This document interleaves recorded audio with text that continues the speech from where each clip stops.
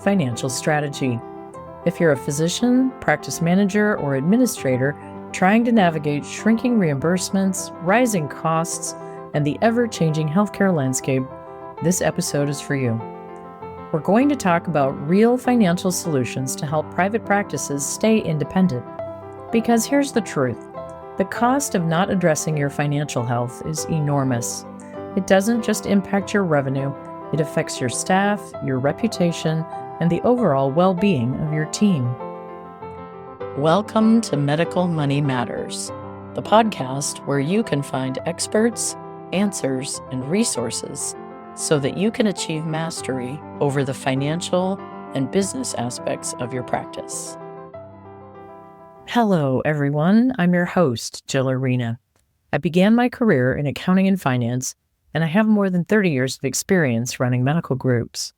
I own and operate a national healthcare consulting and revenue cycle company, and I am the author of Physician Heal Life Financial Self.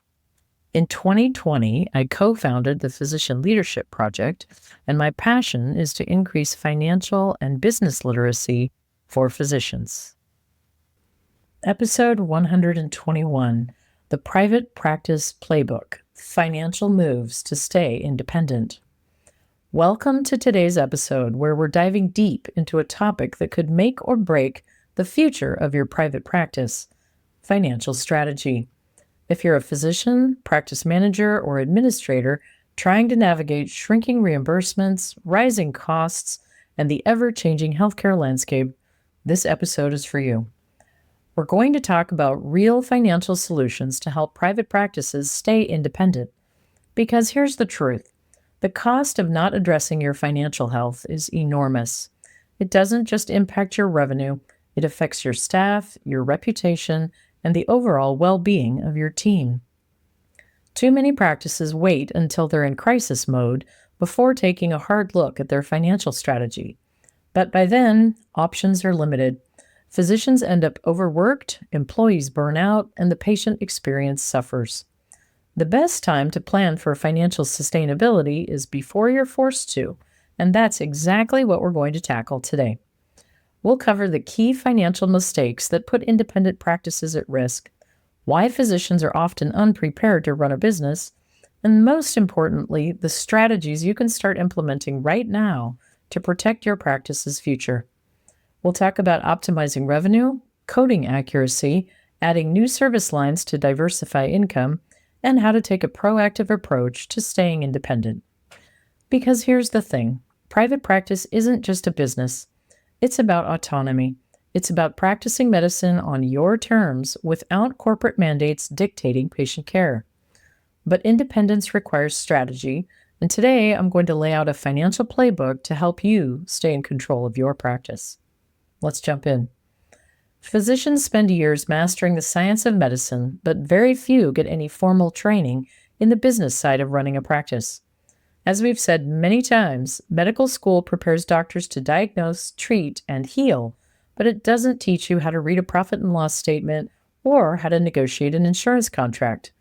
And yet, the moment a physician opens or inherits a private practice, they're expected to wear two hats, expert clinician and business owner.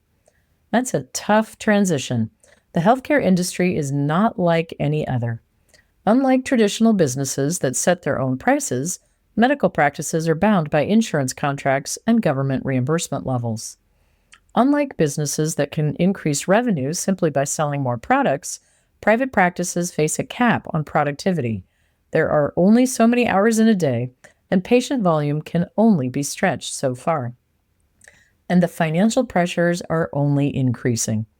Reimbursements are shrinking, overhead costs are rising, and administrative burdens are piling up. It's no surprise that many physicians feel overwhelmed when it comes to the business side of medicine. But here's the problem. Without a clear financial strategy, practices don't just struggle, they fail. And failure doesn't always mean shutting the doors. Sometimes it means slow financial decline. It means long hours, low reimbursements, and constant stress just to stay afloat. It means a demoralized staff, frustrated patients, and physician owners who are too exhausted to focus on what matters most, patient care. So let's talk about the real cost of not managing finances proactively. When revenue shrinks and costs rise, the immediate reaction is often to work harder, see more patients, extend hours, tighten budgets. But that approach has limits. Staff members who are asked to do more with fewer resources burn out quickly. Morale drops, productivity declines, the best employees leave, and turnover costs add up. Patients notice. A stressed, overworked staff leads to long wait times, poor customer service, and decreased patient satisfaction. When a practice starts getting negative reviews or losing loyal patients, reputation suffers. And reputation is everything in private practice. Financial instability also makes it harder to invest in the future. Practices struggling to meet payroll can't afford to upgrade technology, expand services, or offer competitive salaries. Over time, this creates a downward spiral: stagnant growth, lower reimbursements due to inefficiencies, and ultimately an unsustainable business model. And that's when options start to narrow. Some practices are forced to sell to hospitals or private equity groups just to stay afloat. Others shut their doors completely. And in both cases, the physician loses control over their schedule, their income, and how they practice medicine. But here's the good news. It doesn't have to be this way. There are concrete strategic moves that private practice owners can take to strengthen their financial position and stay independent. It starts with optimizing revenue. You're listening to Medical Money Matters, a weekly podcast brought to you by Healthy Practices, a healthcare consulting and revenue cycle company dedicated to keeping our clients independent. Please reach out if we can do anything at all to support your practice. You can find more information online at healtheps.com. That's www.healtheps.com. Please follow or subscribe to get all future episodes downloaded as soon as they're released. One of the biggest financial leaks in private practice is improper coding and billing. It's estimated that practices lose thousands, if not hundreds of thousands of dollars each year due to undercoding, missed billing opportunities, and payer denials.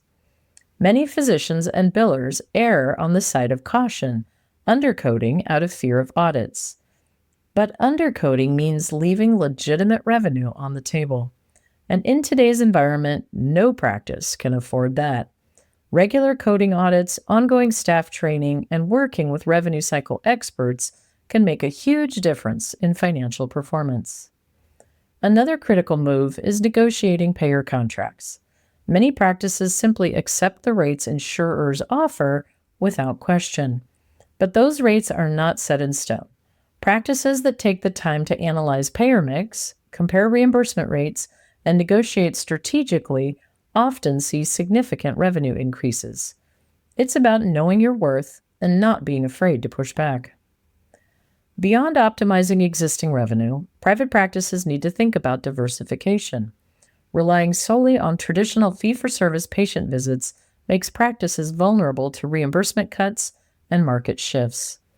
Adding new revenue streams can provide stability and long-term financial health. So what does that look like in a real-world setting? It could mean bringing ancillary services in-house, things like lab testing, imaging, physical therapy, or nutrition counseling. Instead of referring patients out for these services, practices can provide them directly, keeping revenue in-house while improving continuity of care. Another strategy is incorporating cash-based services.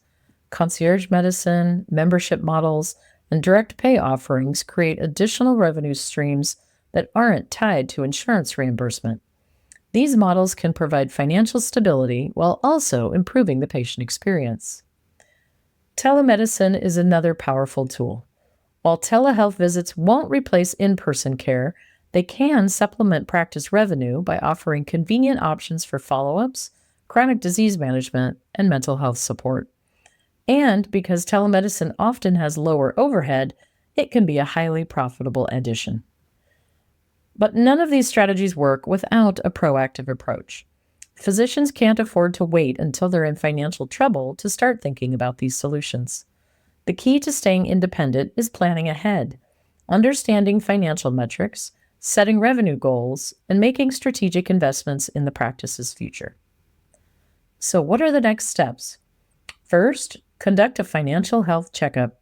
Review billing practices, analyze revenue trends, and identify areas where money is being left on the table. Use national benchmarks and performance dashboards as we reviewed in episode 53, and make certain your revenue cycle team is working as hard as you are and producing excellent results. It's your money. Second, set clear financial goals.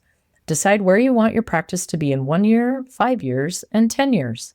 A financially strong practice isn't just about survival, it's about growth. Third, invest in business education. Whether it's through workshops, consultants, or financial advisors, make sure you understand the business side of your practice. And finally, take action now. Don't wait until financial stress forces your hand. Small changes today can have a massive impact on long-term success. Because at the end of the day, private practice independence isn't just about money, it's about control. It's about creating a practice that serves both your patients and your career goals.